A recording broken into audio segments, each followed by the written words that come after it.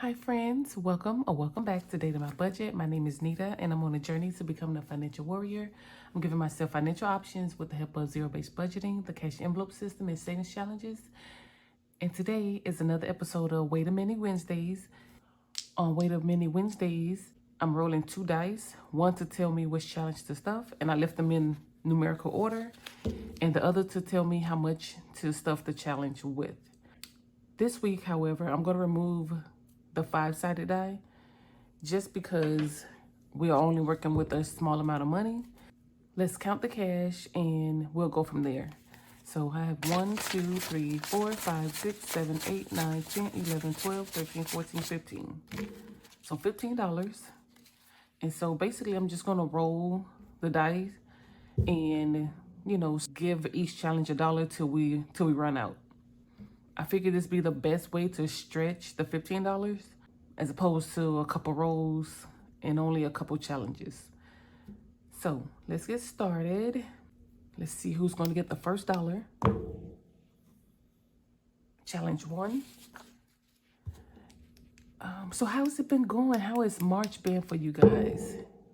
Listen, challenge 1. Do you see that? Challenge 1 again. Is it my hand? Let's spread the love. 5.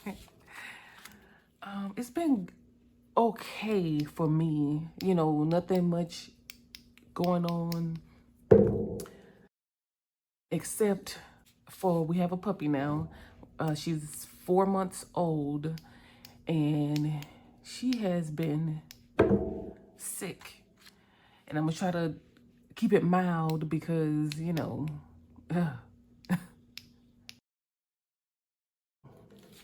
diarrhea. And it's like, well, what's going on? Nothing's changed and, diet-wise and making sure she hasn't gotten into anything. And long story short, all the symptoms, like she's probably had some kind of virus or worm, or I was able to get some ivermectin and anti-diarrhea medicine from Walmart. And it was like after that first dose, I was like, okay, back to normal, because she's been fidgety, just like a little kid. Like she was sleeping all day, up all night, whining, and I was like, yeah, something's not right. So the old trusty internet alerted me until, what she's more than likely dealing with. So she's definitely back to her normal self. So I'm like, thank the heavens for that. Challenge 3, finally get the last one. But some of the things that we didn't realize we're having a pup. We had dogs before, but they was always, like they were always adopted. So the journey that we had with a puppy has been new. So a lot of things we're learning, with her. So, she was born, she's a cane corso, brindle. And brindle, if anyone is unsure, like what's a brindle? Pretty much she's gray, but she has like, they're basically two colors or two-toned.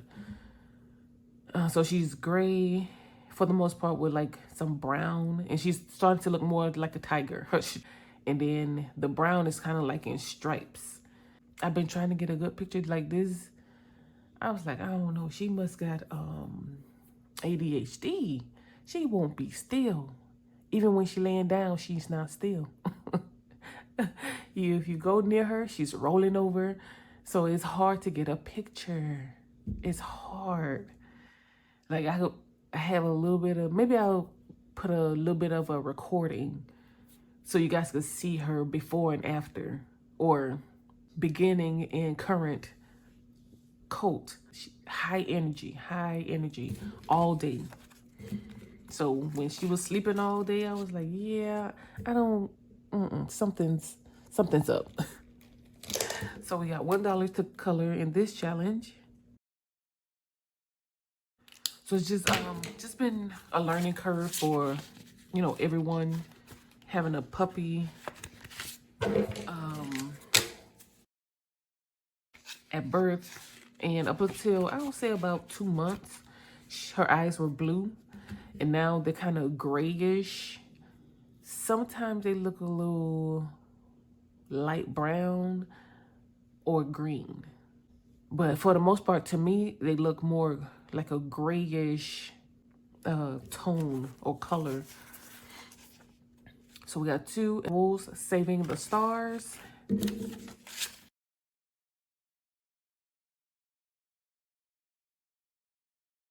So I have just been noticing the changes in her, and I'm trying to stuff the ones that I know is like from the lowest to the highest. So we'll go here. We only got 2. We only have 1 box left for 5, so nothing we can do here. And this one has 2 as well.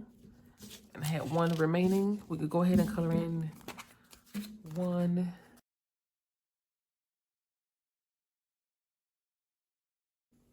Oh, and another thing. So we noticed that her teeth had been loose, you know, just, of course she loved playing tug of war, like her tooth was loose, and checked around, and yeah, she had multiple loose teeth. She's losing teeth. And it's like, wow. So get on the internet, like, is this normal for a puppy to lose teeth or teeth be loose? It's like, yes, basically by between 4 and 7 months that puppies lose their teeth, their deciduous teeth. And it's like, oh, just like a kid. I was like, oh wow.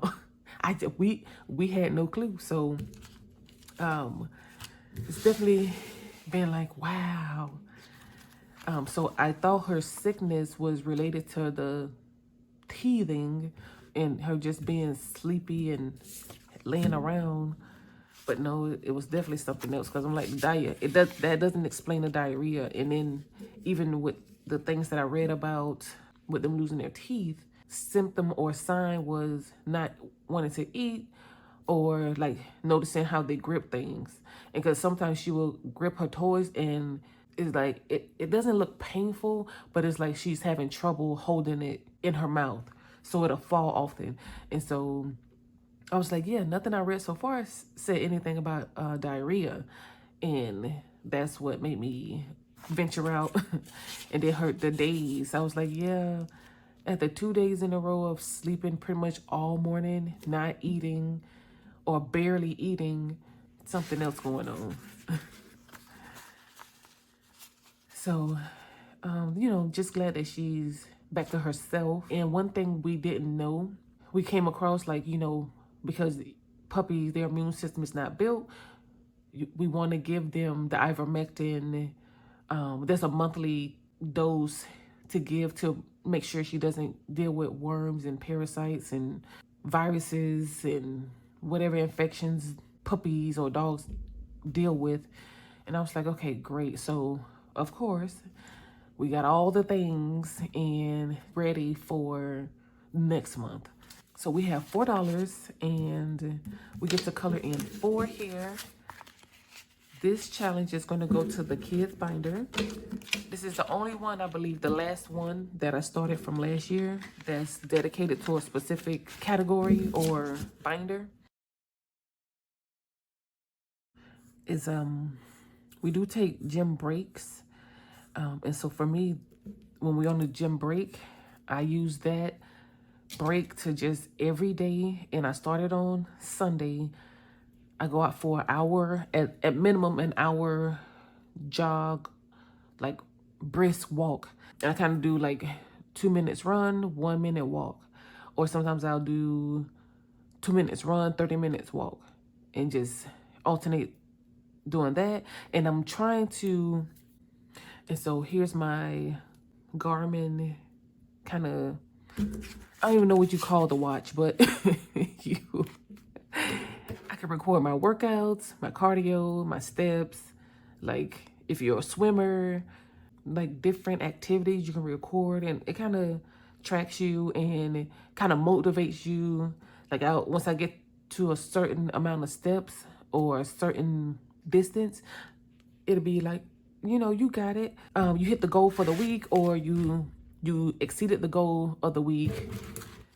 I find it very, very motivating. You know, it'll vibrate and it's like, oh, okay, well, what's going on? Because sometimes it could be a message or email, and I'm like, oh, okay, you know, just keep going. It's like you have your own little cheerleader right here on your wrist. It just helps your overall mindset when you're. I just like this because it's a tracker, and I'm structuring a page so I can. Well, really, I want it weekly. I want a weekly page to document, you know, what I did for the week. And I can reflect and have 52 pages or 26 pages. So I'm gonna do a front and back to reflect my workouts and things that I done and my changes I made to my supplements. I stopped taking, I started taking, all that. So it's like a diary, if you will, a fitness diary. That is it, you guys. You see, we finished that up quickly in a hurry. I'm glad that I was able to spread it around, and this is just motivation. Hopefully this can be motivation for someone who's on a tight budget. You may have $5 at the end of the week, and you can make that stretch. Maybe do a couple challenges and spread out them $5. Low income, fixed income, you can use what you have after you pay life. And like let that be your joy into I started with what I had and it grew to this. And that can be very motivating because you know your journey. You know at one point you only had $2-3 and now you got $10 and now you got $20. You know, so start where you are, stay focused, stay in it to win it. Bye, you guys.